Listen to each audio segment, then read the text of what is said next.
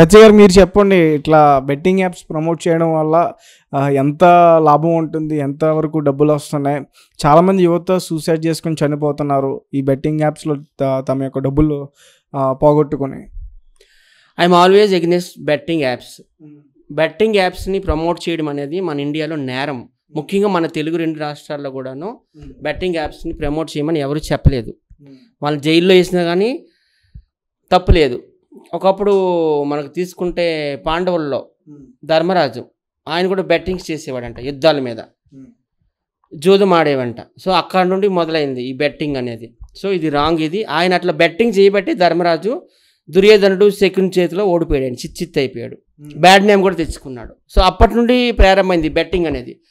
ఈ హర్ష అనే వ్యక్తిని నిజంగా కర్ణుడు అనుకున్నాను, దాన కర్ణుడు అనుకున్నాను, ఒక రాబిన్ హుడ్ అనుకున్నాను. రాబిన్ హుడ్ అంటే అందరికీ తెలుసు కదా, డబ్బుని వాళ్ళు పట్టకొట్టి పేదవాళ్ళకి పెట్టేవాడు రాబిన్ హుడ్. అలాగే వీరప్పన్ అనే వ్యక్తి కూడా ఇట్లానే చేసేవాడని విన్నాను. కానీ ఆయన చేసింది కూడా తప్పే. ఏనుగుళ్ళు చంపేయడము, ఆ చర్మాలు దంతాలు అమ్మేయడం, అది పేదవాళ్ళు పెట్టడం చేసేవాడంట. కొంతమంది ఆయన దేవుడు అనేవారు. సో ఈ నిజంగా దానకర్ణుడు అనుకున్నాను. ఈ మధ్యనే ఇప్పుడు యువ సామ్రాట్ రవి అని ఆయన ఎన్ఆర్ఐ కదా, అమెరికా నుండి వచ్చాడు. ఆయన మొత్తం అంతా బట్టబయలు చేసేసాడు. హర్షని నేను ఒకసారి కలిశాను, 2 times కలిశాను. నేను ఉప్పల్ బాల్ మేమంత వైజాగ్లో. అడిగాను నేను ఒక క్వశ్చన్, ఇప్పుడు నువ్వు ఇంత దాన ధర్మాలు చేస్తున్నావు కదా, ఈ ఫిలాంథ్రోపిక్ వర్క్స్ అని, నేను కొంతమంది నువ్వు బెట్టింగ్ యాప్స్ ప్రమోట్ చేస్తున్నావు అంటున్నారు, కొంతమంది ఏమో లేదు నువ్వు యూట్యూబ్లో మంచి కంటెంట్లు పెట్టి ఆ డబ్బులు పంచుతున్నావు అంటే, లేదు నేను బెట్టింగ్ యాప్స్ ఏం ప్రమోట్ చేయడం లేదు అని చెప్పాడు ఆయన. సో ఏది ఏమైనా కానీ ఈ బెట్టింగ్ యాప్స్ అంటే ఏంటి, వీళ్ళు ఒక 10 రూపాయలు పెడతారు ప్రజలకి, అక్కడ 100 కుటుంబాలు నాశనం అయిపోతున్నాయి, 100 మంది సూసైడ్ చేసుకుంటున్నారు. అర్థమవుతుందా? చాలా ఉన్నాయి బెట్టింగ్ యాప్స్. నేను ఎక్కడో విన్నాను, విజన్ అని, కుబేరా అని ఏవే ఉన్నాయంట నేమ్స్, భూమ్ అని, ఇవన్నీ కూడాను. ఈ బెట్టింగ్ యాప్స్కి ఏం చేస్తున్నారు, ఒక 1000 రూపాయలు పెడుతున్నారు, 50,000 వస్తాయని ఆశ అనమాట.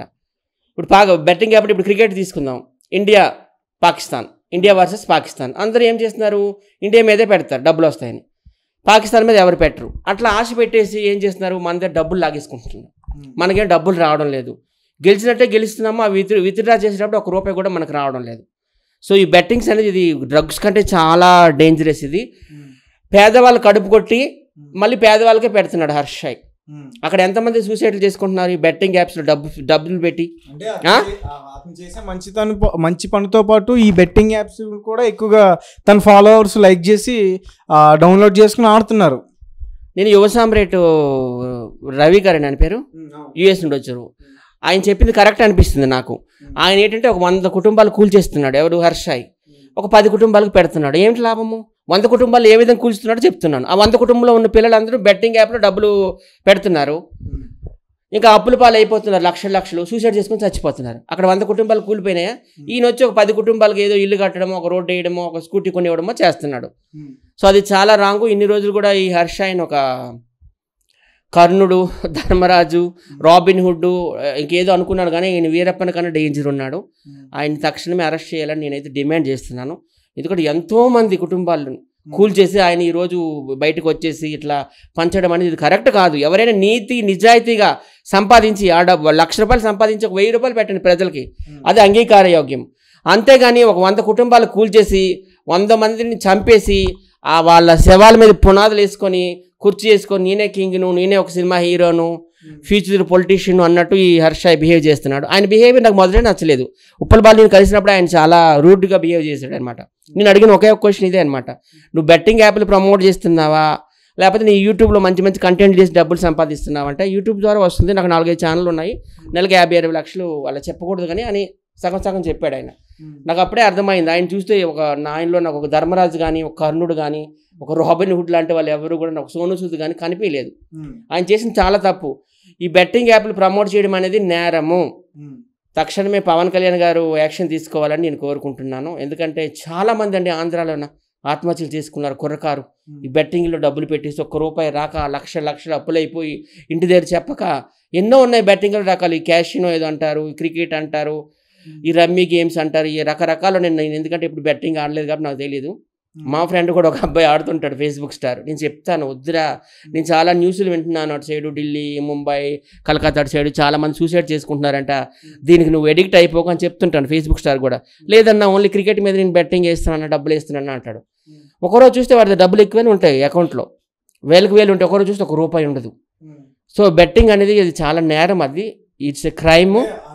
ఒక్కడే కాదు, రిమైనింగ్ చాలా మంది కూడా ఇన్స్టాగ్రామ్లో ఉన్న ఇన్ఫ్లుయెన్సర్స్ అందరూ కూడా ఎక్కువగా ప్రమోట్ చేస్తున్నారు పెయిడ్ ప్రమోషన్ పేరుతోటి ఈ బెట్టింగ్ యాప్స్ని. చాలామంది యూట్యూబర్స్ ఉన్నారు, తర్వాత బిగ్ బాస్లో వాళ్ళ పేర్లు కూడా చాలామంది పేర్లు వచ్చాయి. నిజమెంతో అబద్ధమెంతో కానీ హర్షాయ్ పేరు వచ్చింది, అలాగే బన్నీ సన్నీ యాదవ్, భయ్యా సన్నీ యాదవ్ ఆయన పేరు వచ్చింది, వినయ్కుయ పేరు వచ్చింది, టేస్టీ తేజ పేరు వచ్చింది, విజ్జుగౌడ్ పేరు వచ్చింది. వీళ్ళందరి పేర్లు వస్తున్నాయి, నేను వింటున్నాను. ఏదైనా వీళ్ళందరూ నిజంగా ఈ బెట్టింగ్ యాప్స్కి ప్రమోషన్ చేస్తే మాత్రం వీళ్ళందరూ కూడా శిక్షార్హులే. ఈ మధ్యకాలం మనం చాలా మంది చూస్తున్నాం, డబ్బు కట్టలు ఇలాగా చూపిస్తున్నారు, లేకపోతే ఐఫోన్లు ఇలా చూపిస్తున్నారు. అంటే మేమంతా బిచ్చగాళ్ళమా నేను అడుగుతున్నా? మేమంతా బతకడం లేదా? మేమంతా యూట్యూబర్సే కదా, మేము కూడా యూట్యూబ్ ఆర్టిస్టులే కదా, మేము బతకడం లేదా? ఇలా డబ్బులు కట్టలు చూపించడం అంటే ప్రజలు బిచ్చగాల? ఐఫోన్లు చూపించడం వాళ్ళు ఏమి ఇదంతా బూటకం, నాటకం అంతే. ఒకప్పుడు వీళ్ళకి సిగరెట్ ప్యాకెట్ కూడా డబ్బులు ఉండేవి కాదు కొంతమందికి, ఇప్పుడు కట్టలు వచ్చేసాయి అనమాట చేతుల్లోకి. ఎలా వచ్చాయి నాకే అర్థం కావడలేదు. గోల్డ్ చైన్లంట, ఐఫోన్లు 10 పేరు చేస్తున్నారు, ఆ లోపల ఫోన్లు ఉన్నాయో డొక్కులు ఉన్నాయో తెలీదు. 500 నోట్లు కట్టలు పెడుతున్నారు, 2000 నోట్లు కట్టలు పెడుతున్నారు, గోల్డ్ పరుస్తున్నారు. అసలు ఇదంతా ఏంటి? ప్రాపర్గా ఇదంతా కూడా నువ్వు ఎంక్వైరీ చేయాలి గవర్నమెంట్. అసలు ఒకప్పుడు వీళ్ళకి సిగరెట్ ప్యాకెట్కే డబ్బులు లేవు కదా, ఒక ఏవో సెకండ్ హ్యాండ్ కారులో తిరిగేటోళ్ళు వీళ్ళందరూ, డొక్కు కారులో. ఈ డబ్బు అంతా ఎక్కడ వచ్చింది? గవర్నమెంట్ కూడా ప్రాపర్గా వీళ్ళందరి మీద కూడా యాక్షన్ తీసుకోవాలి, ఎంక్వైరీ చేసి. అంటే వేరే రకరకాల ప్రమోషన్ పేరుతో ఎక్కడైనా డబ్బు సంపాదిస్తున్నారని చెప్పి యాక్షన్ తీసుకోవడానికి రీజన్ ఖచ్చితంగా. ఒకప్పుడు వీళ్ళకి ఏమీ లేదు కదా, ఆ 6 months గ్యాప్లోనే ఎలా వచ్చింది వీళ్ళకి అనేది యాక్షన్ తీసుకోవాలి వీళ్ళందరి మీద కూడా, నిజంగా చెప్తున్నాను. అలాగే నేను కూడా చాలామంది, నన్ను టీం లీడర్ అంటారు కదా మా టీంకి, నేను చాలామందిని కొంతమంది దగ్గర తీసుకెళ్ళాను, నేను ఎంట్రీస్ అన్నీ చేయించాను నేను. వాళ్ళు కూడా ఇల్లు కట్టేస్తామన్నారు. వీళ్ళకి ఐఫోన్లు ఇచ్చి, బాలుకే ఒక యూట్యూబర్ ఐఫోన్ ఇస్తా అన్నాడు ఇలా.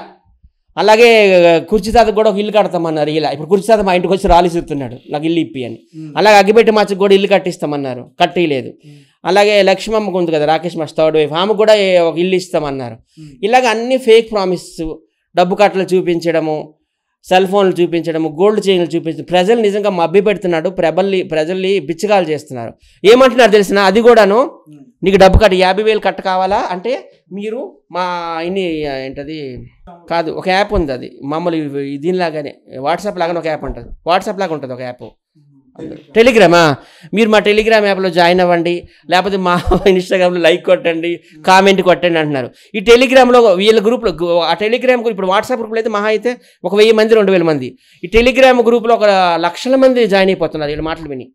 వాళ్ళనేమో లాగుతున్నారు ఇందులోకి, బెట్టింగ్లోకి.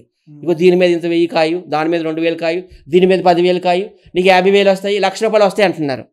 జాయిన్ అవ్వమంటున్నారు. జాయిన్ అయినప్పుడు ఏదో ఇస్తున్నారు, ఒక 500 1000 ఒక ప్రభుత్వం ఏవో ఇస్తున్నారు. ఈ తెలియక ఏం చేస్తున్నారు, ఒక 50,000 కాస్తున్నారు అప్పు తెచ్చి, లేకపోతే గోల్డ్ చైన్ మొబైల్ అక్కడ పెట్టి తెస్తున్నారు. అక్కడ గెలిచినట్టే ఉంటుంది, కానీ ₹1 కూడా విత్డ్రా అవ్వడంలా. అంటే మీ డబ్బును మేము డబల్ చేస్తాము, రెట్టింపు చేస్తామని మా గ్రూపుల్లో, టెలిగ్రామ్ గ్రూప్లో జాయిన్ అవ్వమంటున్నారు. జాయిన్ అయిన తర్వాత ఇందులో జోదంలోకి, ఈ ధర్మరాజు జోదం ఉంది కదా, ఈ ధర్మరాజు జోదంలోకి లాగేస్తున్నారు వాళ్ళని. నేను అనుకుంటున్నాను, అప్పుడు అనుకున్నాను ఇదేంటి టెలిగ్రామ్లో జాయిన్ అవ్వమంటున్నారు ఏంటి అనుకుంటున్నాను నేను. అక్కడికి వెళ్ళి చూస్తే చాలామంది, లక్షలాది మంది ఉంటున్నారు. వాళ్ళకేమో మళ్ళీ ఏమో ఇట్లా చేస్తున్నారు అనమాట. దాని మీద బెట్టింగ్ కాయండి, దీని మీద బెట్టింగ్ కాయండి, మీరు కోటీశ్వరులు అయిపోతారు, లక్షాధికారులు అయిపోతారు అంటున్నారు. సో జనాలు మోసం చేస్తున్నారు, ముఖ్యంగా యువతకి మోసం చేస్తున్నారు. చాలామంది ఆత్మహత్యలు చేసుకున్నారు. ఇది మాత్రం నిజంగా బెట్టింగ్ కాసేవాడిని వదిలేయాలి నిజంగా. కానీ ఈ బెట్టింగ్ యాప్ని ప్రమోట్ చేస్తున్నారు ఎవరైతే యూట్యూబర్స్, యూట్యూబ్ ఇన్ఫ్లుయెన్సర్స్, వాళ్ళని తక్షణమే అరెస్ట్ చేయాలి. అంటే ఎంక్వైరీ చేసి అరెస్ట్ చేసి వాళ్ళైతే జైల్లో ఖచ్చితంగా వేయాలి. చాలామంది ఎవరైతే చనిపోయారు ఈ బెట్టింగ్లు కాసి, లక్షలాది మంది చనిపోయారు దేశవ్యాప్తంగా.